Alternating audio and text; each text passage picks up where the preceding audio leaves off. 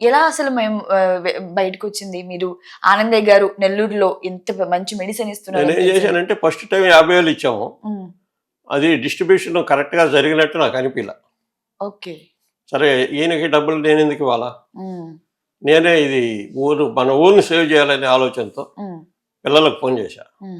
పెద్ద అబ్బాయికి ఫోన్ చేసి ఈ విధంగా ఉంది, ఎడ్ చేద్దామంటే నువ్వేం చేసుకుంటావు చేసుకో, నీకేం కావాలని చెప్పు, నేను పంపిస్తానని చెప్పి పెద్ద అబ్బాయి అన్నాడు. సరే ఒక 50,000 పంపి మనం స్టార్ట్ చేద్దాం అంటే నా కాడైతే రియల్గా రూపాయి కూడా బాధలు పడుతున్నాడు. అప్పుడు ఒక 50,000 పంపించాడు. 50,000 పంపించిన తర్వాత మందులు అవన్నీ బడుగులకు తీసుకొచ్చి వండి అందరికీ ఊళ్ళో సేవ్ చేయాలని చూసాం. ఫస్ట్ ఇది ఒక వారం 10 రోజులు జరిగేటప్పటికి అవి మొత్తం డబ్బులు అయిపోయాయి. చిన్న అబ్బాయికి ఫోన్ చేసి సరే నీకేం కావాలో చెప్పు అంటే ఒక 50,000 పంపించమంటే చిన్న అబ్బాయి కూడా ఒక 50,000 పంపించాడు. అది ఇంకా స్పీడప్ అయింది, స్పీడప్ అయిపోయింది. అది ఊళ్ళో వాళ్ళు ఏమైందంటే వాళ్ళ రిలేటివ్స్కి అంతా దీనివల్ల చాలా ఫైర్ రిజల్ట్, అంటే 3-4 అవర్స్లోనే రిజల్ట్ వచ్చేస్తుంది. 3-4 అవర్స్లో రిజల్ట్ వచ్చేస్తుంది. వాళ్ళు వాళ్ళ బంధువులు చెప్పుకుంటా తీసుకురావడం మొదలుపెట్టారు. సెకండ్ టైం ఇచ్చిన 50,000 ఒక 3-4 రోజులు కూడా రాల. సరే నెక్స్ట్ ఎడ చేయాల అనే ఆలోచనలో మాకు లోటస్ హాస్పిటల్ డాక్టర్ మురళీకృష్ణ గారు అని ఉన్నాడు. ఇదేంటంటే నెల్లూరులో కొంటే మెటీరియల్స్ 2 లక్షలు అవుతుంది అనుకోండి, చెన్నైలో కొంటే 1,00,000 రూపాయలకు వస్తుంది. ఆయన్ని అడిగా ఈ విధంగా ఉంది డాక్టర్ గారు అంటే ఆయన 1,00,000 రూపాయలు పంపించాడు. దాంతో స్టార్ట్ చేశాం. కానీ ఈ నా ఆలోచన ఏంటంటే కనీసం మందు తీసుకున్న వాళ్ళు ఏదో ఒకటి డొనేట్ చేయకుండా పోతారా, బాగైన వాళ్ళు అంటే ప్రివెంట్గా ఇచ్చేది వేరు, కరోనాతో బాధపడి రికవర్ అయిన వాళ్ళు అంతో ఎంత ఇవ్వకుండా పోతారనే ఆలోచనతో చేస్తూ వచ్చాను. అంటే రియల్గా చెప్పాలంటే వాళ్ళు డొనేట్ చేసిన దాఖలాలు నాకైతే లేవు. మనసున్న వ్యక్తులు దాతలు ముందుకొచ్చారు. వాళ్ళు ఏది కావాలో నేనైతే ₹1 కూడా ఎవరి దగ్గర తీసుకోవాలి. వాళ్ళే ఇప్పుడు మెటీరియల్ కావాలా, వ్యాన్లకు కావాలా, ఇట్లా ఈ విధంగా వాళ్ళని సప్లై చేయమనేది. ఈ విధంగా చాలామంది ముందుకు రావడం జరిగింది. ఆ మందులు తయారు చేసిన పట్ట తీసుకుపోయి వాళ్ళు పంచుకోవడం, ఈ విధంగా స్ప్రెడ్ అయిపోయింది. ఇది మే 15కి 2001 మే 15కి దీన్ని గవర్నమెంట్ బ్లాక్ చేసింది. అరెస్ట్ కూడా చేశారు. బ్లాక్ చేశారు. ఎట్ట పంచుతాను, నెల్లూరు జిల్లా స్టాఫ్ మొత్తం వచ్చి అరెస్ట్ చేయమన్నారు. లోకాయుక్త కేసు ఉన్నారు, నిన్ను అరెస్ట్ చేయాలని చెప్పని చాలా సీరియస్గా వచ్చారు. మాకు అప్పుడు డిఎస్పి అర్నాథ్ రెడ్డి ఒక ఆయన, సిఐ గారు ఆచార్యులు వాళ్ళు, సార్ ఇప్పుడు మనం అరెస్ట్ చేస్తే మనల్ని అందరినీ చంపేస్తారు వీళ్ళు, మేమైతే చేయలేము అని చెప్పారు. డిఎంహెచ్ఓ కాదు అరెస్ట్ చేసి తీసుకోవాల్సిందని అని చెప్పి చాలా సీరియస్ తీసుకుంది. అదే టైంలో ఒక సీరియస్ కేసు వచ్చింది. ఆ ముందరిని కళల్లో డ్రాప్ వేశారు, అంటే స్పర్శ లేదు, కోమాలో ఉన్నాడు. వితిన్ మినిట్స్లో లేచి అబ్బాయి స్టేట్మెంట్ ఇచ్చాడు. చంద్రమోహన్ రెడ్డి గారు వచ్చిన రోజు కూడా, సోమిరెడ్డి చంద్రమోహన్ రెడ్డి అప్పుడే మాజీ ఎమ్మెల్యే, ఆ రోజు కూడా ఒక పిల్లోడు, అంటే 10 ఏళ్ల పిల్లలు కూడా మాకు సర్వీస్ చేశారు ఊళ్ళో, మాస్క్ లేకుండా. వాళ్ళ తల్లిదండ్రులు కూడా మా మీద పూర్తి కాన్ఫిడెన్స్ ఉంది కాబట్టి ఎవరు నిబంధనలు పెట్టాల.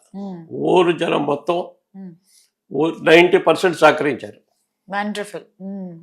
అంటే యాక్చువల్గా ఒక 10% అంటే క్రూయల్ మెంటాలిటీ ఉండేవాళ్ళు ఉంటారు, వాళ్ళు యాంటీగా స్టేట్మెంట్స్ ఇస్తుంటారు. అది ఎక్కడ కూడా సహజంగా జరిగేటి. కొంతమంది అయితే ఇక్కడ ముందు తినిపోయి బాగా అయ్యి ఆ ముందు తిని బాగా చచ్చిపోతారన్న స్టేట్మెంట్ ఇచ్చిన వాళ్ళు కూడా ఉన్నారు. మనుషుల స్వభావం అంతే ఉంటుంది, ఒక్కొక్క మెంటాలిటీ ఒక్కొక్క విధంగా. ఆ విధంగా స్టార్ట్ అయింది. సార్ ఫస్ట్ ఆఫ్ ఆల్ మీ మీద గవర్నమెంట్ నుంచి యాక్షన్ ఎప్పుడు తీసుకున్నారు? అదే మే 15th అక్కడ నుంచి ఇక్కడ మందులు డిస్ట్రిబ్యూషన్ చేయకుండా ఆపేశారు. ఫస్ట్ ఎవరు వచ్చారు మీ దగ్గరికి? మొత్తం స్టాఫ్ అంతా వచ్చింది. ఓకే, నెల్లూరు స్టాఫ్ అంతా వచ్చింది, ఒక కలెక్టర్, ఎస్పీ తప్ప. తర్వాత కొరం మొత్తం స్టాప్ వచ్చేసి ఓకే. ఎక్కడ నువ్వు ముందు పంచేదానికి లేదు, స్టాప్ చేసామని. మ్మ్.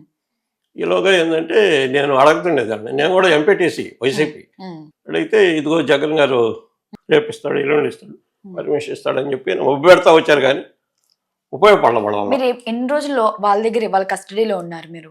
అంటే 15 రోజులు ఉంటారు. 15 రోజులు. అప్పుడు మే 31 మ్మ్. కోర్టు జడ్జిమెంట్ ఇచ్చింది. మ్మ్.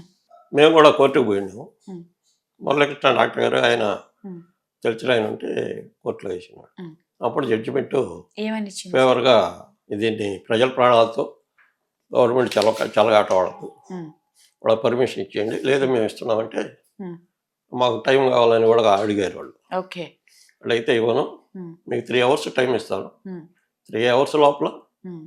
మాకు పర్మిషన్ ఇస్తే ఇవ్వండి, మ్మ్. లేదు నేను ఇచ్చేస్తానని చెప్పని జడ్జి గారు చెప్పారు. మ్మ్. వెంటనే వీళ్ళు డిసైడ్ ఎట్లా ఇచ్చేదే కదా అనే దాంతో మేము కూడా పర్మిషన్ ఇస్తామని చెప్పి చెప్పారు. ఓకే. తర్వాత 31వ తేదీ జూన్ 1 కలెక్టర్తో మీటింగ్ పెట్టారు. మీకు ఏమైనా రిక్వైర్మెంట్స్ కావాలంటే మ్మ్. సార్ నాకు ఒక 100 kV ట్రాన్స్ఫార్మర్ ఉంది, మ్మ్. మాకు తోట అవి ఉన్నాయి, ఆడ ఆల్రెడీ 30 kV ట్రాన్స్ఫార్మర్ ఉంది, మ్మ్. నేను అందరికీ మ్యాక్సిమం ఫ్రీగా పంచగలనంటే మ్మ్. దాంట్లో కూడా కుట్రపూరితంగా అక్కడ ఓకేనని చెప్పి మ్మ్. తిరుపతి నుంచి ఎండి వచ్చారు ఓకే. ఇచ్చేదానికి. ఓకే. మళ్ళీ వాళ్ళందరినీ రిటర్న్ తెప్పించుకొని మ్మ్. అక్కడి నుంచి బ్లాక్ చేయాలని చాలా విశ్వ ప్రయత్నాలు చేశారు. ఆఫ్టర్ కోర్ట్ జడ్జిమెంట్ ఇచ్చాక కూడా మిమ్మల్ని ఇచ్చాక బ్లాక్ కూడా. చేశారు. ఆ. ఓకే. ఓకే. తర్వాత నేనేంటంటే మాకు ఒక ఇండస్ట్రియలిస్ట్ రాజ్యాలని మ్మ్. ఆయన సహకరించాడు. ఓకే. వాళ్ళ ఫ్యాక్టరీ తీసుకొని ఆహా. ఈ ఇప్పటికే పబ్లిసిటీ బాగా వచ్చేసింది కాబట్టి స్వచ్ఛందంగా రోజు మ్మ్. 500-600 మంది వచ్చి మ్మ్. సర్వీస్ చేసేవాళ్ళు మ్మ్. స్వచ్ఛందంగా ఫ్రీగా. మ్మ్. ఓన్లీ ఆ టయానికి మేము భోజనాలు అరేంజ్ చేసేవాళ్ళం. ఓకే. దీన్ని భగవంతుడు నాకు సహకరించిన ఇది దృశ్యం. ఓకే. ఏ మెటీరియల్ అయితే తక్కువ ఉంటుందో మ్మ్. అది వైజాగ్ నుంచి వస్తుందో, విజయవాడ నుంచి వస్తుందో, చిత్తూరు నుంచి వస్తుందో, ఎక్కడి నుంచి వస్తుందో తెలియదు, ఒక లారీ లోడ్ వచ్చింది వచ్చేసేది అంతే. కావాల్సినటువంటి కూడా సహకరిస్తూ అందరికీ మ్మ్. సర్వీస్ చేసేదానికి భగవంతుడు పూర్తి సహకారం. వాళ్ళు మా గురువులు వాళ్ళిద్దరు. ఓకే. ఓకే. మాకు నెల్లూరులో వెంకటేశ్వర అని మ్మ్. ఆశ్రమం ఉంది, ఓకే. వాళ్ళకి ముఖ్య శిష్యులు ఇద్దరు. ఓకే. ఓకే. ఇప్పుడు ఆయన అయితే నాకు ఫస్ట్ గురువు గారు మ్మ్. మ్మ్. మురళీస్వామి గారు. మ్మ్. ఈయన నారాయణదాస్ స్వామి అని ఆ గుర్రం మీద ఉండే ఆయన. అవునవును. వాళ్ళ పూర్తి సహాయ సహకారాలతో మ్మ్. నేను దీన్ని ముందుకు తీసుకెళ్తున్నాను. మ్మ్. ఈలోగా ఏంటంటే నేను కొంతవరకే ట్రీట్మెంట్ చేయగలిగినాడు, అన్నీ తెలిసేది కదా నాకు. మ్మ్. మ్మ్. నాకు అప్పుడు ఎమ్మెల్సీ కూడా ఇస్తామని చెప్పారు, అది ఇది కూడా ఏదో మాట్లాడారు. నేనైతే నాకు అవసరం లేదా ఇప్పుడు, ఇంకా నేను చాలా సర్వీస్ చేయాల్సిన మ్మ్. సర్వీస్ ఉంది. మ్మ్. ఆ టైంలో చాలా ఫ్యాక్టరీల వాళ్ళు కూడా వచ్చారు, మేము ఇదిగో ఇంత ఇస్తాం, 100 కోట్లు ఇస్తాం, 200 కోట్లు ఇస్తాం అని చెప్పని. మీరు ఇస్తారు, మీరు వ్యాపారం చేయాలి కదా, నాకు ఇచ్చిన తర్వాత ప్రాణాలతో అది నాకు చలగాటం. భగవంతుడి ఇచ్చిన ప్రసాదం కదా అంతే కదా. అని చెప్పి నేనైతే ఎవరి దగ్గర ₹1 తీసుకోలేదు, మ్మ్. సర్వీస్ చేశాను. మ్మ్. దాని తర్వాత ఒక్కోదానికి నాకు అప్పటికే కొన్ని స్వాములు కూడా మాకు స్వప్న దర్శనంలో మ్మ్. కొన్ని మూలికల్ని ప్రసాదించాడు. ఓకే. ఓకే. గైనిక్, మ్మ్. అది ఎక్సలెంట్ అయిన మెడిసిన్ మ్మ్. పెరాలసిస్కి. ఓకే. ఓకే. కొన్ని అంటే స్వప్నంలో కూడా మీకా మీ గురువు గారికి స్వప్నంలో కనిపించి? నాకే కనిపించి చెప్తారు వీళ్ళు. ఓకే. మీ స్వప్నంలో మీ గురువు గారు వచ్చి చెప్పేవారు. ఓకే. చెప్పేవారు. ఓకే. ఓకే. ఆ విధంగా ఇలా చెయ్యండి, ఈ మందు వాడండి నేను చెప్తూ ఉన్నాను. ఆ విధంగా నా లైఫ్ స్టార్ట్ అయింది. ఓకే. అంటే నాకు ఏది క్రిటికల్గా ఉంటుందో ఆ. ఎవరో తర్వాత ఏంటంటే మాకు చెన్నైలో ఒక ఆయన మ్మ్. మా గురువు గారి దగ్గరకు వచ్చేవాడు, ఆయన కొన్ని నేర్పించాడు.